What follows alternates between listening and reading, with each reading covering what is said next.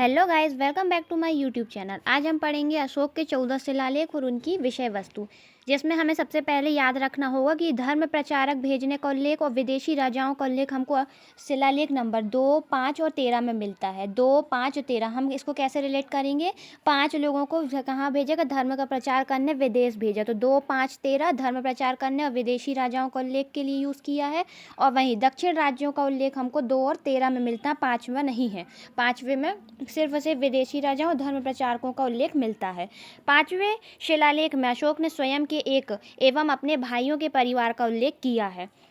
प्रथम शिलालेख पशु बलि पर निषेध और समाज का निषेध, जिसमें अशोक लिखता है, पहले पाकशाला में हजारों जानवर मारे जाते थे, अब 2 और 1 हिरण मारे जाते हैं, भविष्य में वे भी नहीं मारे जाएंगे।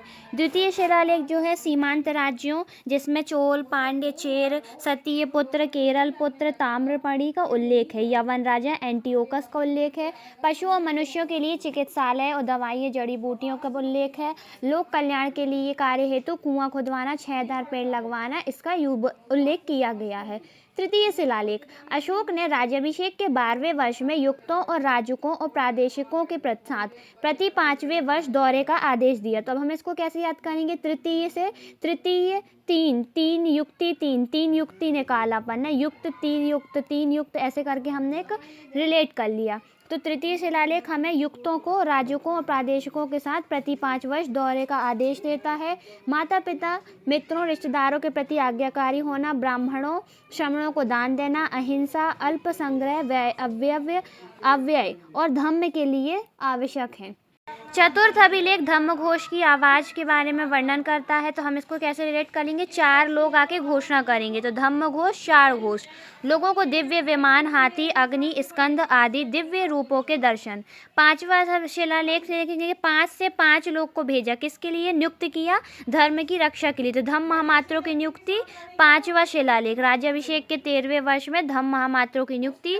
यवन, कंबोज, गंधार, रिष्टिक, पैतनिक आदि जनपदों और जातियों का उल्लेख। छठे में हम क्या देखेंगे? छठ के आप क्या करते हैं? प्रतिवेदन देते, किसी को बोलते हैं चाहे 6 काम हो मैं छोड़कर एक काम करूंगा। तो अशोक ने प्रतिवेदन को स्पष्ट आदेश दिया कि चाहे वह कहीं पर भी हो, चाहे खाना खा रहा या अनंतपुर में, उसे प्रतिवेदक प्रजा कार्यों की सूचना देते हैं।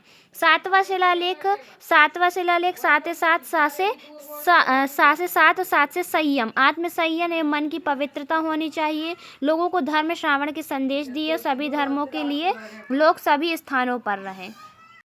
8वां शिलालेख शासन के 10वें वर्ष बिहार यात्रा, अकेट के स्थान पर धम्म यात्रा की शुरुआत, जिसमें ब्राह्मणों, सन्यासियों, लोगों से मिलना, धर्म वार्ता करना, उनके धम्म संबंधी प्रश्नों का उत्तर दिया जाता था। शासन के 10वें वर्ष बोधगया की यात्रा की थी। इसका वर्णन हमें 8वां शिलालेख देता। आ से आखेट को छोड़कर धम्म यात्रा शुरू करो।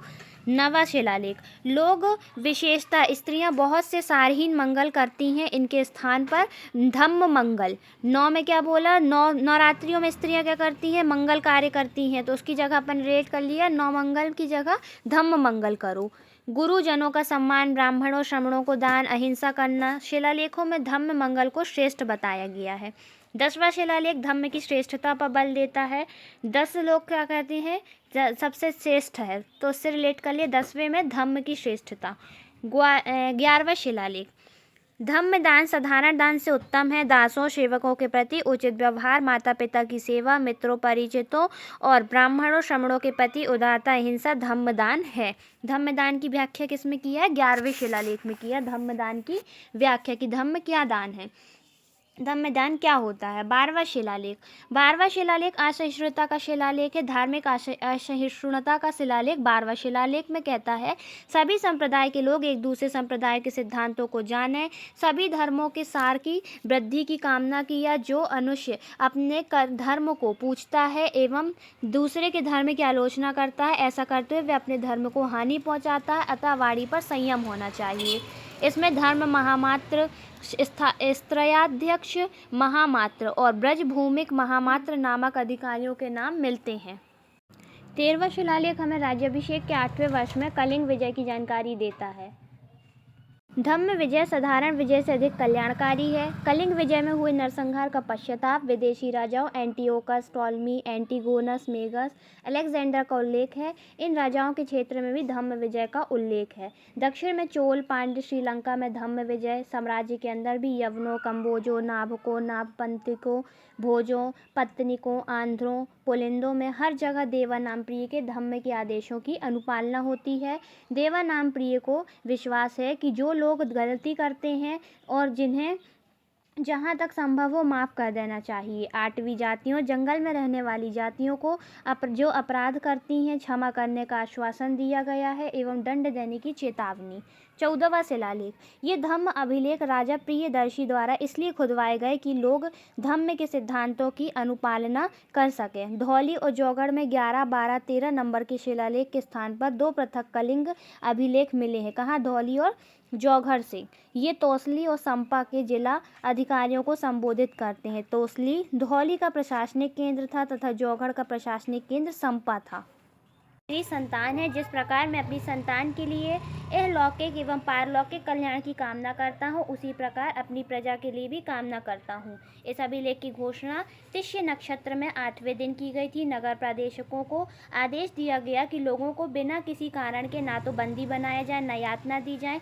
इस उद्देश्य के प्रति 5वें वर्ष एवं अधिकारी को दौरे पर भेजा जाएगा, जो यह देखेगा कि इन आदेशों की सही अनुपालना हो। लेकिन उज्जैन के राजकुमार को यह आदेश दिया गया कि यह अधिकारी प्रति तीसरे वर्ष दौरे पर जाए। इसी तरह तक्षशिला में भी प्रति तीसरे वर्ष अधिकारी दौरा करके यह सुनिश्चित करेगा कि आदेशों का सही अनुपालन हो रहा है या नहीं। द्वितीय पृथक कलिंग शिलालेख। इसमें भी अशोक कहता है कि सभी मनुष्य मेरी संतान है। प्रथम में भी बोला है, द्वितीय में भी बोला। सीमांत क्षेत्रों में अविजित लोगों को भी धम्म का संदेश पहुंचाने, उनका विश्वास जीतने का आदेश अधिकारियों को दिया गया। इस अभिलेख की घोषणा तिष्य नक्षत्र के प्रत्येक चौथे माह में की जाएगी। सन्नति कर्नाटक में भी पृथक कलिंग शिलालेख मिला है। अब हम आगे देखेंगे स्तंभ लेख। स्तंभ अभिलेखों की संख्या 7 है। प्रथम स्तंभ लेख राज्याभिषेक के 26 वर्ष बाद धम्म लिपि उत्कीर्ण करवाई। महामात्रों को संबोधित करते हुए कहा कि धर्मानुसार लोगों का पोषण और शासन करो।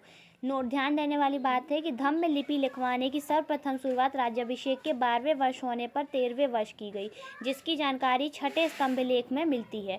द्वितीय स्तंभ लेख में बताया गया धम्म क्या है। किंचु धम्मे, पाप से मुक्ति, लोगों का कल्याण, दया, दान, सत्य और शुद्धि ही धम्म है। धम्म से 2 पैर वाले पक्षी, चौपाए जानवर और पानी में रहने वाले प्राणी भी लाभान्वित होते हैं। प्रथम में क्या बताया? धर्म अनुसार लोगों का पालन पोषण। दूसरा स्तंभ लेख बताता धम्म क्या है। तीसरा स्तंभ लेख मनुष्य अपने सुकृत्यों को देखता है परंतु कभी अपने असीनव यानी कि पाप को नहीं प्रकाश डालता। चंडीय, निठुलिय, क्रोधे, मानो, ईर्ष्या नामक 5 आसीन पाप बताए हैं। तो पहले में धर्म अनुसार लोगों का पोषण और शासन करो। दूसरे में धम्म क्या है। तीसरे में अपने आप को देखने के लिए बोला। उसमें बताया कि मनुष्य अपने सुकर्मों को देखता है लेकिन आसीनव यानी पाप नहीं देखता। चौथे स्तंभ लेख में बोलता है जैसे एक माँ अपनी संतान को एक कुशल धाय को सौंपकर निश्चिंत हो जाती है, उसी प्रकार मैंने भी राजकों की नियुक्ति की। मृत्युदंड प्राप्त लोगों को 3 दिन का प्रायश्चित का समय देने की घोषणा की। चौथे स्तंभ लेख में ही हमको मिलता है कि राजकों को न्यायिक और दंडात्मक अधिकार दिए गए थे। चौथे स्तंभ लेख में पता चलता है कि अशोक ने मृत्युदंड समाप्त नहीं किया था। 5वां स्तंभ लेख। अशोक ने राज्याभिषेक के 26 वर्ष बाद उन प्राणियों की सूची दी जिनकी हत्या करना निषेध है। इन सूची में 23 पशु पक्षियों के नाम हैं। 26 वर्षों में 25 बार कैदियों को रिहा किया गया, इसके बारे में बताया गया। छठा स्तंभ लेख। जनता का हित और सुख जिसमें है उसकी मैं परीक्षा करता हूँ। राज्याभिषेक के 12 वर्ष पूरे होने पर अर्थात 13वें वर्ष में धम्म लिखवाई गई, किंतु इन स्तंभ लेखों की लिपि 26 वर्ष पूरे होने पर लिखवाई गई। अब आता है 7वां स्तंभ लेख जो लास्ट है हमारा। धम्म की व्याख्या और धम्म प्रसार हेतु किए गए कार्य और लोक कल्याण के कार्यों की जानकारी 7वां स्तंभ लेख देता है। आजीविकों, निर्गंथों आदि का संघ के साथ उल्लेख मिलता है। यह सिर्फ दिल्ली टोपर स्तंभ लेख में मिलता है। अब हम देखेंगे कुछ इंपॉर्टेंट पॉइंट जो अशोक के स्तंभ अभिलेखों के बारे में है। जैसे कौशाम्बी में संघ भेद रोकने संबंधी आदेश में अशोक कहता है कि जो भी संघ में फूट डालने की कोशिश करेगा, वह चाहे भिक्षु हो या भिक्षुणी, उसे सफ़ेद कपड़े पहनाकर संघ से निष्कासित कर दिया जाएगा। कौशाम्बी अभिलेख में ही लिखा है कि उपासकों को प्रत्येक उपोत्थ दिवस पर आकर इस नियम की अनुपालना करनी चाहिए। भाब्रू अभिलेख अशोक का सबसे लंबा अभिलेख है, जिसमें अशोक बुद्ध, धम्म और संघ नामक त्रिरत्नों में आस्था प्रकट करता है और भाब्रू अभिलेख में यह सिद्ध करता है कि अशोक की बुद्ध धर्म में आस्था थी। एकमात्र कौशाम्बी के लघु स्तंभ लेख से ही अशोक की एक रानी कारुवाकी तथा उसके पुत्र तीवर का नाम मिलता है। मौर्य काल में जनसाधारण की भाषा पाली थी। अशोक की राजभाषा प्राकृत थी और अधिक अभिलेखों की भी भाषा प्राकृत थी, लेकिन जनसाधारण पाली भाषा का यूज़ करते थे। मौर्यकालीन प्रमुख शब्द और उनके अर्थ। सीता राजकीय भूमि और इस भूमि से प्राप्त आय थी। बलि एक प्रकार का धार्मिक कार्य चढ़ावा था। क्षेत्रक भूस्वामी भूमि का मालिक था। उपवास काश्तकार को क्या बोलते थे? उपवास काश्तकार। रूपजीवा वैश्यावृत्ति पर कर जीविका यापन करने वाली स्त्रियां। जेठक शिल्पी संघ का मुखिया कहलाता था। जेठक और श्रेष्ठी व्यापारिक संघ का, यहाँ पे हम नोट करेंगे, श्रेष्ठी व्यापारिक संघ का और जेठक जो था शिल्पी संघ का मुखिया था। गृहपति भूस्वामी था। सेतु फल सब्जियों पर लगाए जाने वाला कर था। सेतु कर फल और सब्जियों पर लगने वाला। विष्टि बेगार था। भाग भूमि कर। अमात्य उच्च पदाधिकारी प्रशासनिक अधिकारियों का वर्ग। रज्जु भूमि माप के समय लिया जाने वाला कर रज्जु। उद्रंग सिंचाई कर था। उद्रंग सिंचाई कर था। प्रणय आपातकालीन कर था। उत्पाद मचाते रहते हैं बच्चे जब सिंचाई करते तो उससे याद कर लिए, उद्रंग सिंचाई करता। सेना भक्तम सेना कर जो सेना के प्रयाण के समय तेल और चावल के रूप में लिया जाता था। हिरण्य अगाज के रूप में नहीं लिया जाता था बल्कि नगद लिया जाता था।